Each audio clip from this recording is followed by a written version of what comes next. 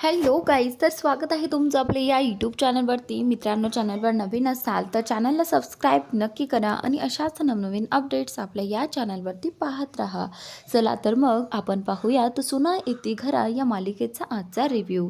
तर मित्रांनो, राघव जो आहे तो आपण पाहण्यासाठी गोडाऊनमध्ये आलेला होता. तर त्याचवेळी बंटीने इथे उमाला फोन लावून दिलेला आहे. तर राघव आणि उमा दोघेही जण एकमेकांसोबत व्हिडिओ कॉलवरती बोलत असतात.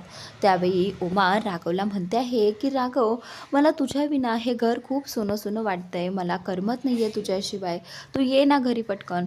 तर त्यावेळी आता इथे राघव जो आहे तो आईला म्हणत असतो की हो ना, मलाही कुठे तुझ्या विना करमत आहे.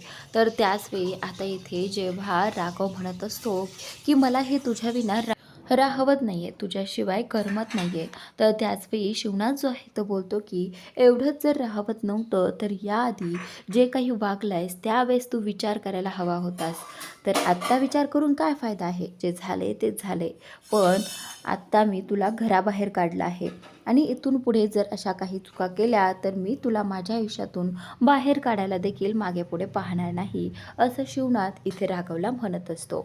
आणि ज्यावेळी शिवनाथ राघवचा असा बोलून अपमान करत होता त्यावेळी आता पाठीमागून श्रीधर आणि माधव शिवनाथ आणि राघवला दोघेही जण पाहत होते. पण आता एकामध्येही हिंमत झाली नाही आहे की आपण जाऊन थांबवावं आणि राघवला थांबवावं. पण नाही, आपण तर राघवला धक्का दिला आहे. राघवला या सगळ्याचं तर वाईट वाटतच असतं, पण तरी देखील राघव आपणकडे पाहतो आणि तिथून निघून जातो. तर आता इकडे उमा, ज्यावेळी उमाला कळते की शिवनाचे आहे ते राघवला कशा पद्धतीने बोलले आहेत, जसं की मी तुला माझ्या आयुष्यातूनही काढून टाकायला मागे पुढे पाहणार नाही, असं शिवनाथने राघवला वाक्य बोलल्यानंतर इकडे आता उमा जी आहे ती रसारसा रडू लागते.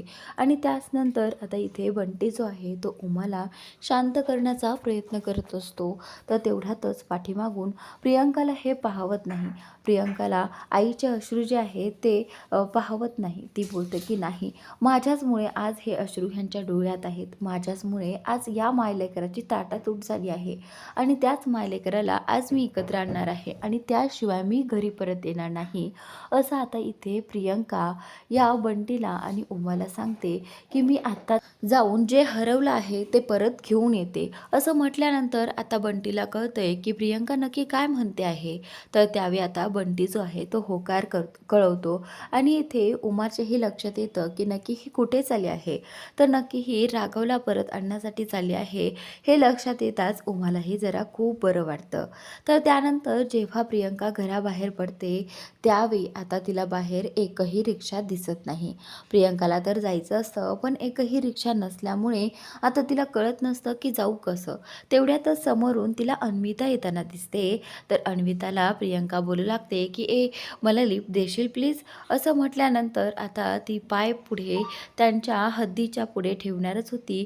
तेवढ्या तिथे ती पद्मा येते आणि पद्मा प्रियंकाला म्हणते की थांब, हद्दीच्या बाहेर पाय ठेवायचा नाही, समजलं तुला.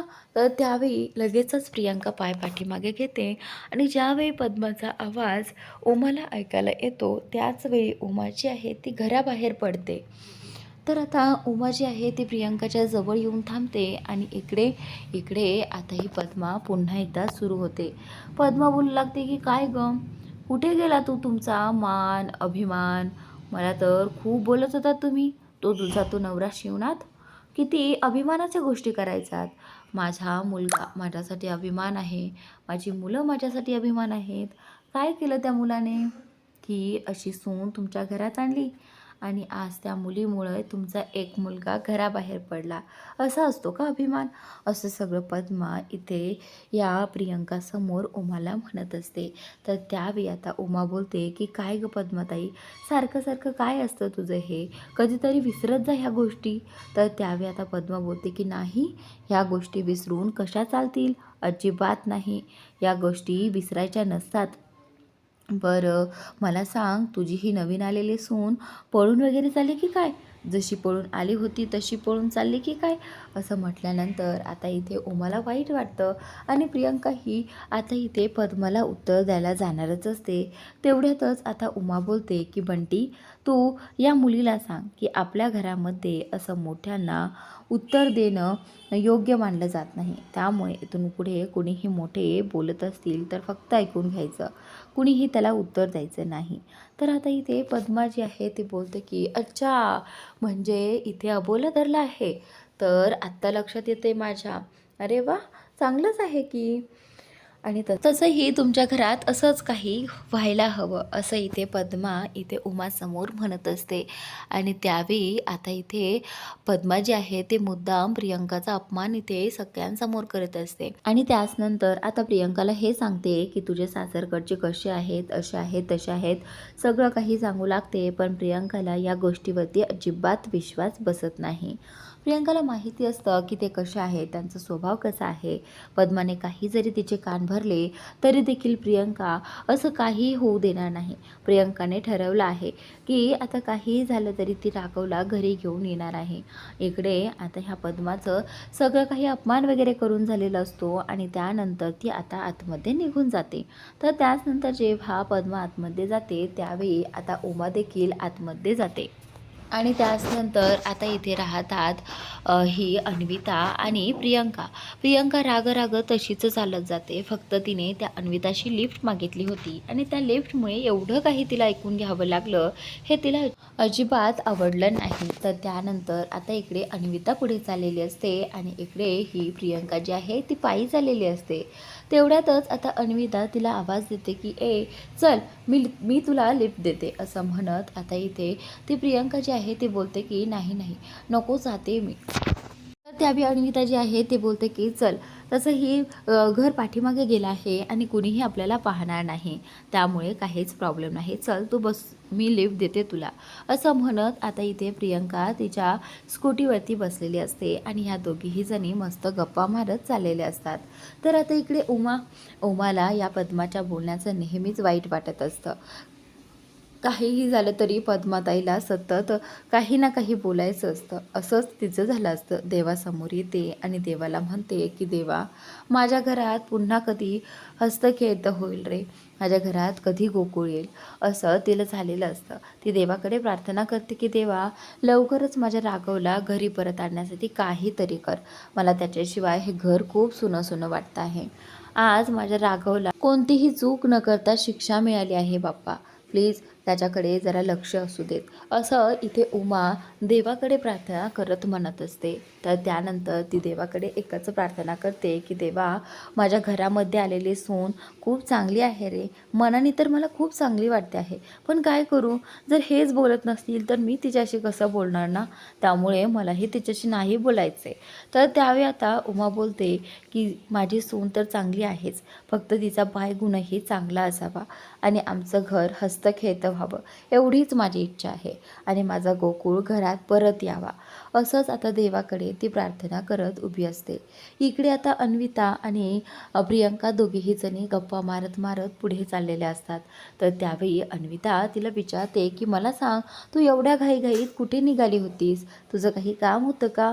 तर त्यावेळी आता प्रियंका जी आहे ती बोलते की हो, ते काय आहे ना, मला माझ्या राघव भाऊजींना घरी परत आणायचं आहे आणि म्हणूनच मी त्यांना शोधण्यासाठी घराबाहेर पडले आहे.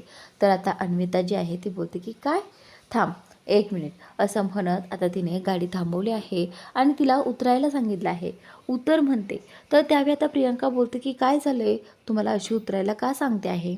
तिने उत्तर म्हटल्यानंतर प्रियंका देखील खाली उतरलेली आहे आणि ती विचारू लागते की काय झालं, असं का मला अचानक थांबायला सांगितलं, तुला इथेच थांबायचं आहे का? तर त्यावेळी आता इथे अन्विता जी आहे ती बोलते की तू ज्या कामासाठी आली आहे ना, त्या माणसाचं आणि माझं अजिबात पटत नाही बघ, त्यामुळे तू त्याला घरी घेऊन यायचा विचार करते आहेस ना, ते मला अजिबात आवडलेलं नाही आहे.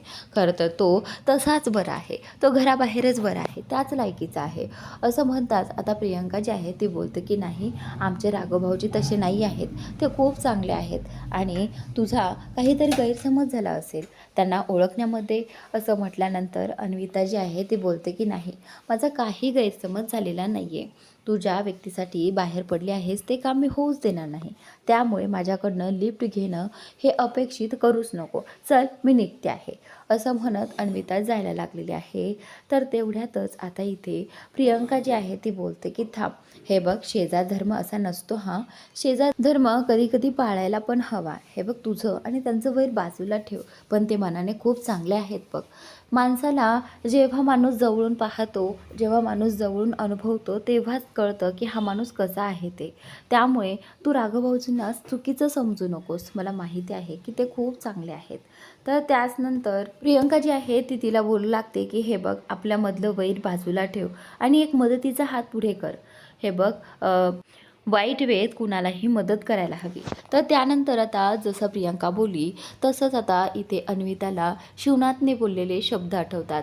जसं की शिवनाथने तिला वाईट वेळेत मदत केली होती. जेव्हा तिची गाडी ऐन वेळेस रात्रीच्या वेळेस बंद पडली होती, त्यावेळी शिवनाथ तिला म्हटला होता की हे बघ काहीही झालं तरी जेव्हा मदत लागेल तेव्हा हाक मारायची आणि कुठलाही विचार न करता आपल्यामध्ये कुठलंही वैर असलं तरीही मला हाक मारायची. मी एक हाक मारली तरीही तुझ्यासाठी हजर राहीन, असं म्हटल्यानंतर आता इथे अन्वितालाही खूप छान वाटलं होतं आणि ते शब्द आता इथे प्रियंकाच्या तोंडून बाहेर पडले आहेत. म्हणूनच आता इथे अन्विता बोलते आहे की चल आता जास्त बडबड करू बसू नको, चल सोडते मी तुला, असं म्हणत आता अन्विता पुन्हा गाडी स्टार्ट करते आणि तिला बसवून घेऊन जाते. तर पुढे जात असतानाच आता अन्विता प्रियंकाला म्हणते आहे की हे बघ मी तुला सोडते आहे, पण त्या राघवला कळायला नको की मी तुला लिफ्ट दिली आहे, समजलं तुला. तर आता प्रियंका बोलते की ठीक आहे, त्यांना काहीही समजणार नाही, मी काहीही सांगणार नाही. तर आता असं म्हणत म्हणत बोलत बोलत त्या पुढे येत असतात आणि पुढे जाऊन इथे राघवला ती प्रियंका आणि अन्विता दोघीजणी एका गाडीवरती दिसतात. त्यावेळी आता राघव बोलतो की अरे ही वहिनी, असं म्हटल्यानंतर आता इथे लगेचच तो गाडी थांबवतो. थांब थांब म्हणत त्याने गाडी थांबवलेली आहे. इकडे अन्विता जी आहे ती आता गोंधळते, कारण आता राघवने स्वतःच पाहिलेलं आहे की मी हिला सोडलं आहे म्हटल्यानंतर किती काय हा बोलेल त्याचं सांगताच येत नाही. तर आता इथे प्रियंका उतरते आणि राघव आणि अन्विताचं सुरू होतं. दोघेही जण एकमेकांशी कुत्रा मांजरांसारखे भांडू लागतात आणि त्याच वेळी आता प्रियंका गोंधळलेली असते की या भांडणांमध्ये आता मी यांना थांबवू कसं. प्रियंका त्यांना शांत करण्याचा प्रयत्न करत असते, पण तरी देखील हे दोघेही जण भांडतच असतात. अन्विता म्हणते की मदत केलीही तरीही काही उपकार वगैरे नाही आहे, एवढी मदत केली मी तिची, थँक्स म्हणायचं सोडून हा बडबड करत बसलाय, ह्याला ना हेच कळत नाही, त्यामुळेच मला ह्या मुलाचा राग येतो. तर आता इथे अन्विता जी आहे ती खूप काही राघवला बोलू लागते आणि राघवही काही शांत बसत नाही.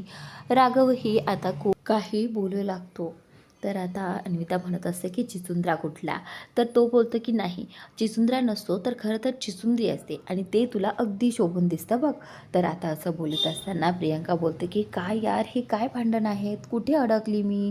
तर त्यावेळी आता इथे प्रियंका दोघांनाही स्टॅच्यू बनवते.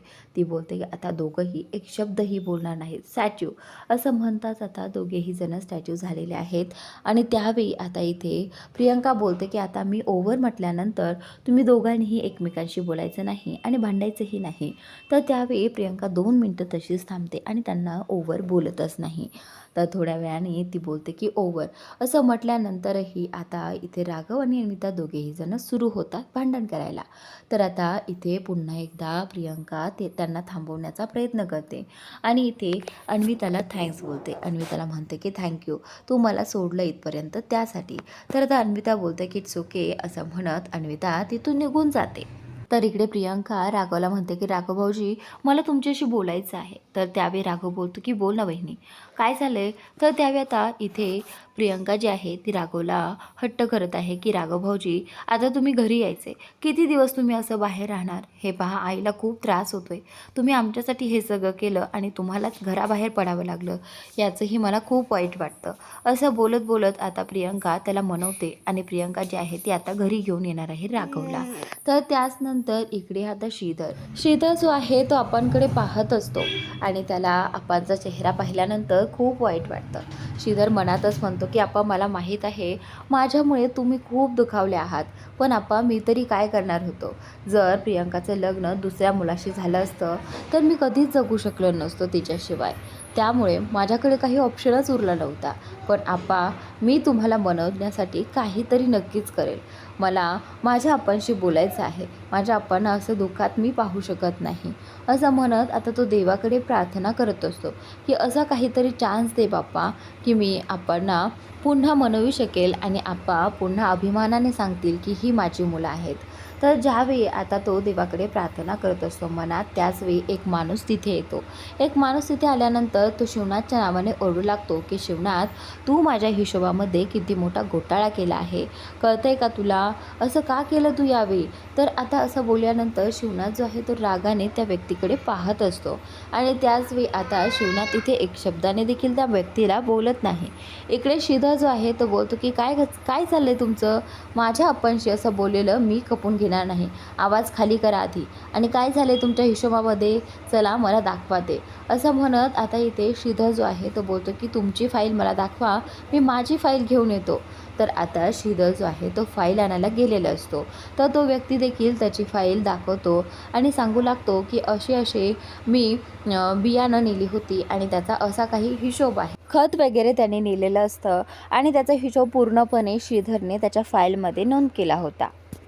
तर त्याचनंतर आता इकडे श्रीधर त्या व्यक्तीला सांगू लागतो की हा तुमचा हिशोब आहे आणि त्यावेळी श्रीधरने त्या माणसाचीही फाईल पाहिली आहे. तर त्यावेळी तो व्यक्ती जो आहे तो बोलतो की अगदी माझं बरोबर आहे, बघा हा हिशोब आणि माझा किती तोटा झाला आहे या सगळ्यामध्ये.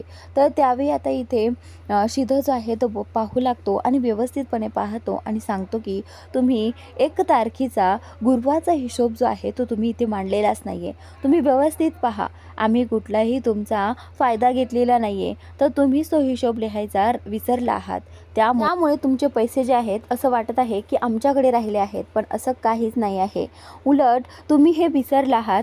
ज्यावेळी तुमच्याकडे खत आणि बी घ्यायला पैसे नव्हते त्यावेळी आमच्या आप्पानेच तुम्हाला अगोदर बियाणं दिली, खत दिली आणि सांगितलं की जेव्हा पीक येतील तेव्हा तुम्ही आम्हाला पैसे आणून द्या. आणि हे सगळं तुम्ही विसरलात आणि 4 पैशासाठी तुम्ही वरून आमच्या आप्पांना बोलायला आलात. लाज वाटली पाहिजे. असं आता इथे श्रीधर त्या व्यक्तीला बोलतो आणि त्या व्यक्तीचं तोंड जे आहे तो बंद करतो. श्रीधरच्या बोलण्यामुळे आज कुठेतरी पुन्हा एकदा आप्पांना खूप छान वाटलं आहे की आपला मुलगा सडेतोड उत्तर देत आहे, ना की नाक खुपसून खाली बसत आहे. तर त्यावेळी आप्पांचं जे काही लक्ष असतं ना ते फक्त श्रीधरकडे असतं, कशा पद्धतीने तो त्या व्यक्तीला सुनावत आहे. तर त्याचनंतर आता इथे पुढील भागात असं काही दाखवलं आहे की आता ही जी अन्विता आहे ती तिच्या बॉयफ्रेंडसोबत आता पार्कमध्ये बसलेली असते आणि पार्कमध्ये बसल्यानंतर ती त्याच्याशी अगदी चिटकून वगैरे बसलेली असते, त्याच्याशी गप्पा मारत असते.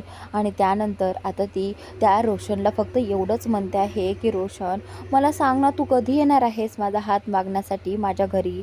किती दिवस असं लपून छपून भेटत राहायचं? असं बोलल्यानंतर आता इथे तो रोशन जो आहे तो बोलतो की अनु बेबी, मी लवकरच येणार आहे, तू नको काळजी करूस. हे बघ, तू अशी काळजी करत राहिलीस तर कसं होईल? तर त्यानंतर आता या रोशनने अन्विताला मिठी मारली आहे आणि ज्यावेळी अन्विता आणि रोशन एकमेकांना मिठी मारतात त्याचवेळी आता इकडे पद्माने त्या दोघांना एकत्र पाहिलेलं आहे आणि पद्मा म्हणत असते की अन्विता. तर आता अन्विताला आणि त्या मुलाला एकत्र पाहून तिला खूप मोठा धक्का बसलेला आहे. तर इकडे बंटी उमा दोघेही जण बोलत असतात. त्यावेळी उमा बंटीला विचारते की माझ्या राघवने काही खाल्लं असेल का? तर आता इथे त्यावेळी राघव आणि प्रियंका दोघेही जण बाहेरून आलेले असतात. म्हणजे फायनली प्रियंकाने राघवला घरी आणलेला आहेच. तर त्यावेळी आता राघवला दिसत आहे की आई त्याची कशी काळजी करते आहे. तर राघव आल्यालाच बोलतो की मी आज दुपारचं जेवण तुझ्याच हातचं जेवू का? असं बोलल्यानंतर आता आई लगेच उठते आणि त्याला मिठी मारू लागते आणि दोघेही जण एकमेकांना मिठी मारतात आणि आनंदी होतात. आईच्या डोळ्यात आनंद अश्रू देखील असतात. इकडे प्रियंकाला त्या दोघांना एकत्र पाहून खूप छान वाटतं आणि त्याचनंतर आता इथे जेव्हा आप्पांना कळते की राघव घरी आला आहे त्यावेळी आप्पा चिडतात. पण आप्पांना हे कळल्यानंतर की या मुलीनेच राघवला घरी आणलं आहे हे कळल्यानंतर आप्पा कसे रिॲक्ट होतील, आप्पांना बरं वाटेल की आप्पांना त्या प्रियंकाचा राग येईल, हे पाहणं उद्याच्या भागात रंजक ठरणार आहे प्रेक्षकांनो. तर नक्की पहा. उद्याचा भाग खूपच इंटरेस्टिंग आहे आणि तुम्हाला नक्कीच आवडेल. तर पाहायला विसरू नका. सोना येती घरा या मालिकेचा उद्याचा रिव्ह्यू.